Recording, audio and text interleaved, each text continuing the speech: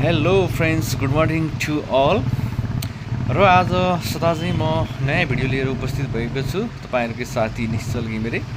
र आज चाहिँ हामी काठमाडौँ टोखाबाट चाहिँ शिवपुरी राष्ट्रिय निकुञ्जको टप नुवाकोट जिल्लाको सूर्यचौर भन्ने स्थानसम्मको यात्रा तय गर्दैछौँ। र साथमा हाम्रो दाइहरू साथीहरू हुनुहुन्छ। र आज मिति 2080 2 महिना 6 गते शनिबारको दिन चाहिँ हामी फुर्सदको समयमा टाइम स्पेन्ड गर्नको लागि, रमाइलोको लागि, काठमाडौँ उपत्यकाको भ्यू हेर्नको लागि चाहिँ हामी सूर्यचौर डाँडामा चाहिँ जाँदैछौँ साथीहरू। भिडियो कस्तो लाग्छ अवश्य हेर।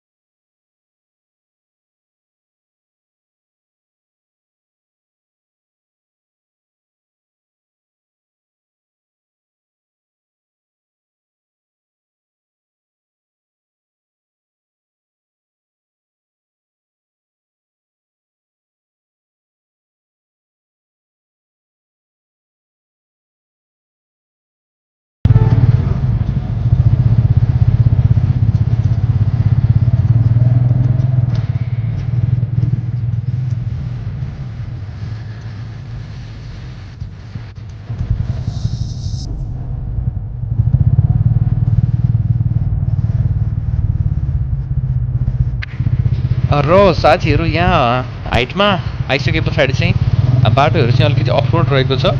यहाँ चाहिँ अलिकति बाटोहरू चाहिँ मर्मत समार कार्य हुँदै गरेको हुनाले पनि अलिकति केयरफुल्ली चाहिँ बाइकहरू राइड गर्नुपर्ने हुन्छ साथीहरू।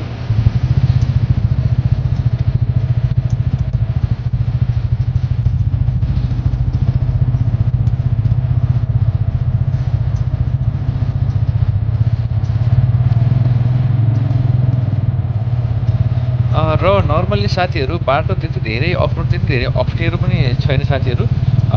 तपाईँहरूले देख्न सक्नुहुन्छ स्कुटर पनि सजिलैसँग चाहिँ आइरहेको छ। अलिकति केयरफुल्ली चलाउनु पर्ने चाहिँ हुन्छ, तर त्यस्तो धेरै अप्ठ्यारो चलाउनै नसक्ने कस्ने खालको उकालोहरू त्यस्तो टाइपको चाहिँ अप्ठ्यारो बाटो छैन साथीहरू।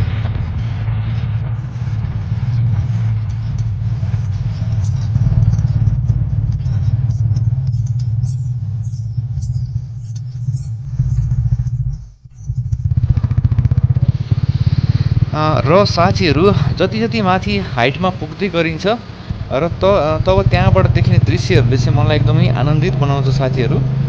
त्यहाँबाट देखिने चाहिँ भ्यूहरूले चाहिँ एकदमै ल हेर्नु साथीहरू, उपत्यका छोडेर हामी धेरै हाइटमा आइसकेका छौँ साथीहरू। र यहाँबाट देखिने भ्यूले चाहिँ एकदमै मनलाई चाहिँ एकदमै आनन्दित बनाउँछ साथीहरू।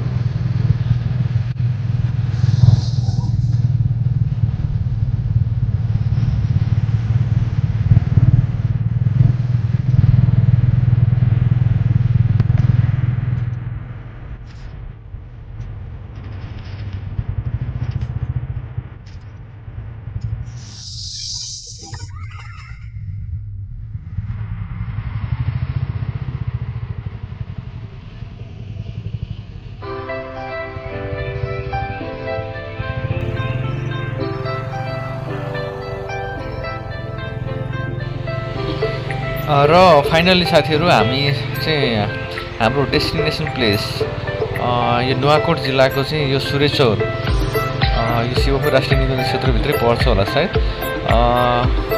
चाहिँ हामी आइपुगिसकेका छौँ। यो नुवाकोट जिल्लाको सुरेचौर, यो ठाउँलाई चाहिँ सुरेचौर भन्छ साथीहरू। एकदमै मनोरम दृश्य चाहिँ कैद गरिरहेको छ साथीहरू। वास्तवमै एकदमै रमाइलो फिल हुँदै गइरहेको छ यहाँ आइपुग्दाखेरि चाहिँ। आशा छ अब नेक्स्ट अपकमिङ टाइम पनि अझै राम्रोसँग स्पेन्ड हुनेछ भन्ने चाहिँ होप गरेको छु।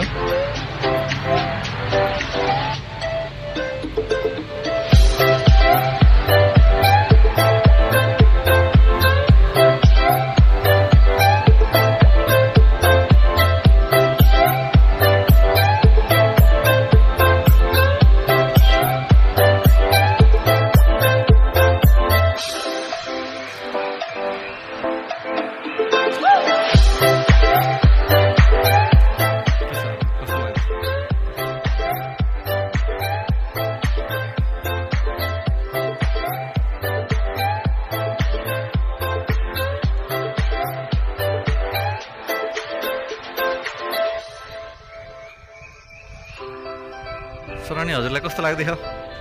कस्तो लाग्दैछ?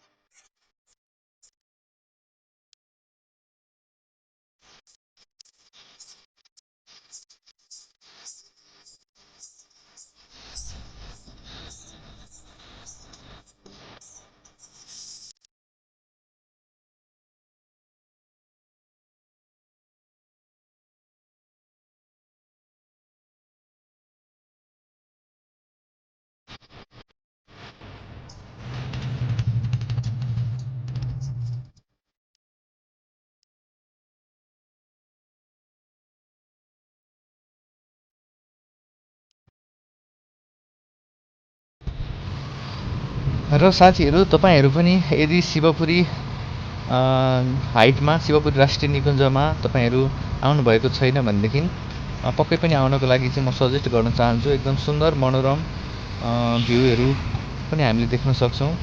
एकदम मन एकदम शान्त हुनेछ। अवश्य पनि तपाईँहरू आउनुहोला, म सजेस्ट गर्न चाहन्छु।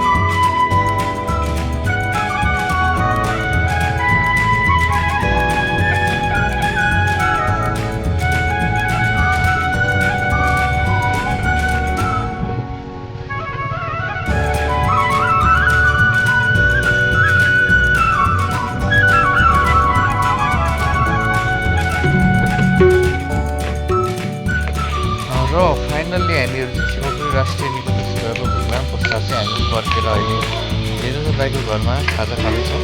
भाउजूले चाहिँ बनाउनु भएको एकदमै मिठो मिठो परिकारहरू चाहिँ हामीले खाइरहेका छौँ। यसरी चाहिँ हाम्रो आजको दिन त्यस प्रकार देखियो। र हजुरहरूलाई हाम्रो आजको दिनको यो भिडियोहरू कस्तो लाग्छ अवश्य लाइक कमेन्ट गरिदिनु होला।